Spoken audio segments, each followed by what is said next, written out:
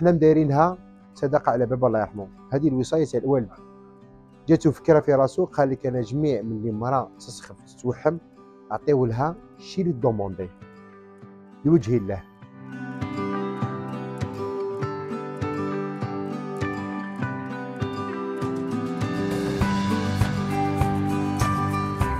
السلام عليكم ورحمه الله تعالى وبركاته. معكم الاخ امين بوزويسه، المعروف ببيع الخضر والفواكه الموسميه والغير موسميه. المحل تاعنا متواجد بمدينه ميلا، ومحلنا هو معروف باسم الوالد الله يرحمه حاج محمد بوزويسه، الذي اتخذ القرار هذا تاع الفواكه الموسميه والغير موسميه. الفواكه الموسميه والغير موسميه يعني كي نقولوا حنايا بصفه عامه الفواكه اللي بغير وقتهم تلقاهم متوفرين لا سيزون تاعهم لا اور سيزون تاعهم، نخدموهم عاديين. وعندنا جانب، والجانب الطرف الاخر وهو ثاني الخدمه تاعنا اللي يسمى موصين عليها تاع النساء الحوامل. هذه النقطه اللي نحوسوا نوصلوها ولا نهضروا عليها تاع الناس اللي مراد اللي يسخفوا، نساء الحوامل، واللي هي مخصصين لهم حنايا حوايج هكذا من عندنا بغير الوقت تاعهم.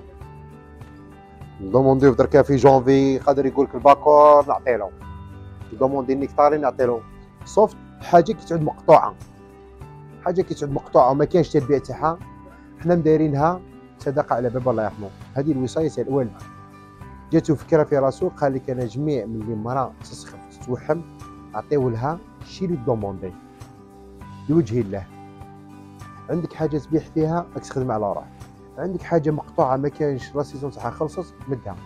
كيما دركا حنا درك لا سيزون تاع السفرجل بدينا نخبيو فيه، لا سيزون تاع الموندارينا بدينا نخبيو فيها، لا سيزون تاع التوس الكحله والتوس البيضاء درك نبداو نخبيو فيها، لا سيزون اللي تخرج تاع الفروي نبداو نخبيو فيها العام الجاي ان شاء الله.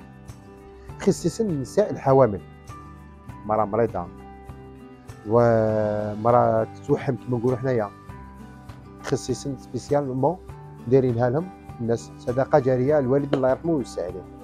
المبادره هذه بداها 1996، جاز دومونداتو انضم في لا كريم، جات فيها راسو المبادره هذه، قال لك انايا لا كريم في جونفي، جات قصتو قالت له كيش تبيع هكذا وهكذا، بان لك لقى عندكم لا كريم. هو ناض واش اللي دار، قال لها بنتي انا نوفر لك لا كريم. جاتو الفكره هذه في راسو باللي النساء الحوامل ما عندهمش وقت حتى اي حاجه يدومونديوها، انت وفر الحاجه هذيك وخبيها بدون مقابل تاعها.